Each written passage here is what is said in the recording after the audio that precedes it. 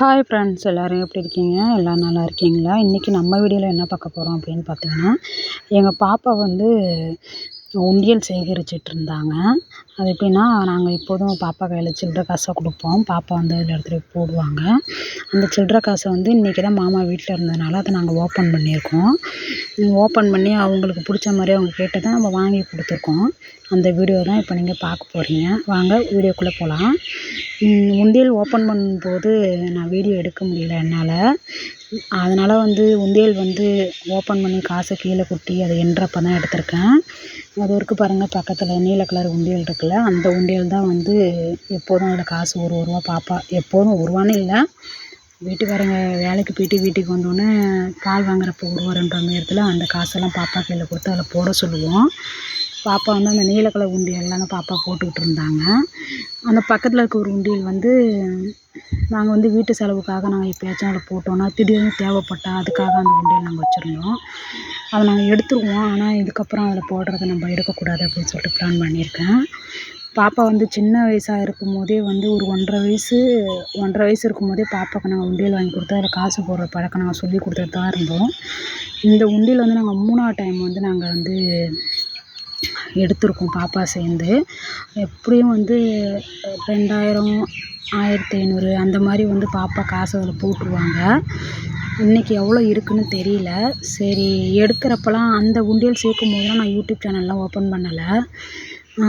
இப்போ வந்து சேனல் இருக்கிறதுனால நான் இதை போட்டு வச்சோம்னா பாப்பா வளர்ந்ததுக்கப்புறம் அவங்களுக்கு கொஞ்சம் ஒரு ஞாபகார்த்தமாக இருக்கும் அப்படிங்கிறதுனால நான் இந்த வீடியோ வந்து செல்லில் வந்து அப்லோட் பண்ணுறேன். பாப்பா வளர்ந்ததுக்கப்புறம் பார்ப்பாங்களே அதனால். நாங்கள் வந்து காசு எல்லாத்தையும் கொட்டி அதில் எண்ணிகிட்ருக்கோம். 5 ரூபாலாம் வந்து தனியாக, அப்புறம் 10 ரூபா இருந்துச்சு. 10 ரூபா வந்து ஒரு 4, 7 காசு எவ்வளோ இருந்துச்சு 10 ரூபா காயினு, அதை வந்து நாங்கள் தனியாக எடுத்து வச்சுருக்கோம். அப்புறம் வந்து 1 ரூபா 2 ரூபாலாம் தனித்தனியாக நானும் மாமாவும் பொறுக்கிட்டுருக்கோம். மாமா வந்து 1 ரூபா காயின்லாம் பொறுக்கி வைக்க சொன்னாங்க. நான் 1 ரூபா காயின்லாம் எடுத்துக்கிட்டேன். மாமா வந்து 2 ரூபா காயின்லாம் எடுத்துகிட்டு இருந்தாங்க. எல்லாத்தையும் எடுத்து அடுக்கிட்டுருக்கோம் பாருங்கள். இதில் வந்து நானும் எப்போயாச்சும் கடைக்கு போனான்னா 1 ரூபா 2 ரூபா இருந்தாலும் அந்த உண்டியலை நானும் போட்டுருவேன். பாப்பா கையில் போட்டு கொடுத்து போடுறது தான் அதிகம். பாப்பா எப்போயாச்சும் விளையாட போயிடுவா. அந்த டைமில் வந்து என் கையில் இருந்தாலும் காசு அதில் போட்டுருவேன். மாமா கையில் இருந்தாலும் மாமாவும் அதில் போட்டுருவாங்க. போட்டோன்னா அதில் போட்டால் எடுக்க முடியாது. புள்ள பேரில் ஏதாவது சேவிங்ஸ் இருந்துச்சுன்னா அதில் போட்டுக்கலாம் அப்படிங்கிறதுனால நானும் அதில் போட்டு வச்சுட்டேன். இந்த காயின் வந்து நான் எதுக்காக எடுக்கிறோம் அப்படின்னா, எப்போதுமே அந்த காயின் சேர்க்கும்போது நான் பெட்டி கடையில் கொடுத்து அந்த காயினை வந்து நோட்டாக மாற்றி செலவுலாம் பண்ணியிருக்கோம். அந்த சுச்சுவேஷனில் எங்களால் வந்து பாப்பா அக்கௌண்ட்டில் போட முடியல. பாப்பாவுக்கு நாங்கள் வந்து செல்வ மகள் திட்டம்ங்கிற ஒரு திட்டத்தில் பாப்பா பேரில் மாதம் 1000 ரூபா போடுவோம். ஆனால் இப்போல்லாம் போட முடியல.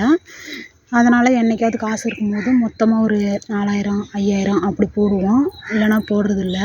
சரி, இன்றைக்கி இந்த உண்டியல் எவ்வளோ சேர்ந்துருக்கு, அதை எடுத்து இன்றைக்கி பாப்பா பேரில் போடலாம். இன்றைக்கி ஞாயிற்றுக்கிழமை, இன்றைக்கி எடுத்து வச்சுட்டு நாளைக்கு போட்டுக்கலாம் அப்படின்னு சொல்லிட்டு தான் பிளான் பண்ணி உண்டியலை உடைச்சோம். ஆனால் பாப்பா என்ன கேட்குறாங்க, ஐஸ்கிரீம் வேணும், அப்புறம் சாக்லேட் வேணும், அப்புறம் மில்கி பார் வேணுமா, அதெல்லாம் எனக்கு வாங்கி கொடுமா அப்படின்னு கேட்டுட்ருக்காங்க. சட்டை வேணுமா அதெல்லாம் கேட்குறாங்க. கடைசியில் எங்கள் மாமா என்ன செய்கிறாங்கன்னு தெரியல. 1000 ருபீஸ் வந்து அக்கௌண்ட்டில் போடணும் அப்படிங்கிறனால, இது கம்மியாக இருந்துச்சு அப்படின்னா இது வந்து கை செலவுக்கு தான். அதனால் நாங்கள் வந்து எல்லாத்தையும் எண்ணிகிட்ருக்கோம். எண்ணி எல்லாம் ரெடி பண்ணி எடுத்து வச்சாச்சு. அதுக்கப்புறம் வந்து 5 ரூபா காயின் எல்லாத்தையும் எண்ணி மாமா வச்சிட்ருக்காங்க. 5 ரூபா காயின் எவ்வளோ இருந்துச்சு அப்படின்னு பார்த்தீங்கன்னா, 300 ரூபா 5 ரூபா காயினும், அதில் ஒரு 7 ரூபா ஒரு 10 ரூபா காயின் வந்து ஒரு 7 காயின் இருந்துச்சு. அது ஒரு 70 ரூபா. மேலே ஒரு 5 ரூபா காயின் போட்டு அதை வந்து ஒரு 400 ரூபாயா ஆக்கிட்டோம். 10 ரூபா காயினும் 5 ரூபா காயினும் சேர்த்து 400 ரூபா ஆக்கி வச்சிட்டோம். அடுத்தது என்ன எடுத்துகிட்ருக்காங்கன்னு பார்த்தீங்கன்னா, 20 ரூபா 2 ரூபா காயின் எடுத்தாங்க. 2 ரூபா காயின் எவ்வளோ இருந்துச்சுன்னா, அது ஒரு 300 ரூபா இருந்துச்சு. 2 ரூபா காயின் வந்து ஒரு 300 ரூபா இருந்துச்சு. அதான் எடுத்துகிட்ருக்காங்க. அப்புறம் வந்து 400, 300, 700 ஆகிடுச்சா. 10 ரூபா காயின் வந்து 100 ரூபா இருந்துச்சு. 100, 110, 120 கிட்டத்தட்ட இருந்துச்சு. நாங்கள் வந்து என்ன பண்ணிட்டோம் அப்படின்னா, செட்டாக கரெக்டாக வச்சுட்டோம். 100 ரூபா மட்டும் எடுத்துக்கிட்டு பாக்கி இருந்த 40 ரூபாயும் எடுத்து மீண்டும் அதே உண்டியலில் போட்டுட்டோம். ஒரு சொச்சம்லாம் வேண்டாம் அப்படின்னு சொல்லிட்டு நாங்கள் எடுத்து போட்டுட்டு கவர் எடுத்துகிட்டு வந்து மாமா வந்து எல்லா காயினையும் தனித்தனி கவரில் வந்து எடுத்து வைக்கிறாங்க, போய் காசை மாற்றிட்டு வர்றதுக்காக. நானும் கவர் எடுத்து வந்து கொடுத்துட்டு அந்த காயின் எடுத்து முண்டியில் போட்டுட்ருக்கேன் பாருங்கள். பாப்பாவுக்கு ஒரே குஜாலமாகிட்டு. மாமா வேறு இது எண்ணிக்கிட்டே கடைக்கு போகணுன்னு சொன்னாங்களா, சரி ஐஸ்கிரீம் தான் வாங்க போகிறாங்க போல் அப்படின்னு நினச்சிட்டு ஜாலியாக இருந்தாங்க அவங்க. இதெல்லாம் காசெல்லாம் எடுத்து வச்சுட்டு எங்கள் வீட்டுக்காரங்க கடைக்கு கிளம்பிட்டாங்க. மாமா வேலைக்கு போகணும் அப்படின்னு சொல்லிட்டு ஃபோன் வந்துடுச்சு. அதனால் அவங்க கிளம்பணுன்னு சொல்லிட்டு அர்ஜெண்ட்டாக வந்து இன்றைக்கி ஞாயிற்றுக்கிழமையா, சரி சிக்கன் எடுத்துகிட்டு வரேன் அப்படின்னு சொல்லியிருந்தாங்க.